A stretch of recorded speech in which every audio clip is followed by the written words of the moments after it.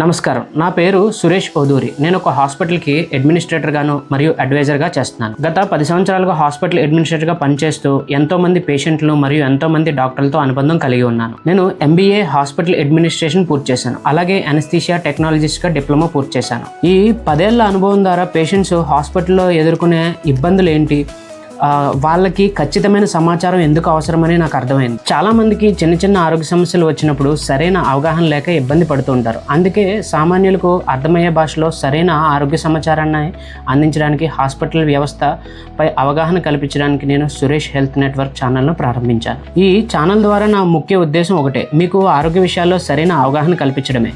మీ ఆరోగ్యాన్ని కాపాడడానికి డాక్టర్స్ ఉన్నారు. డాక్టర్స్ చేసే ట్రీట్మెంట్ లేదా అడ్వైజ్ను ఇవ్వడం ఈ ఛానల్ యొక్క ముఖ్య ఉద్దేశం కాదు. కానీ హాస్పిటల్ రంగంలో అడ్మినిస్ట్రేషన్లోను అండ్ క్లినికల్ డిపార్ట్మెంట్స్లో నాకున్న అనుభవాన్ని, వైద్య నిపుణుల సలహాలను మీకు అర్థమయ్యేలా వివరిస్తాను.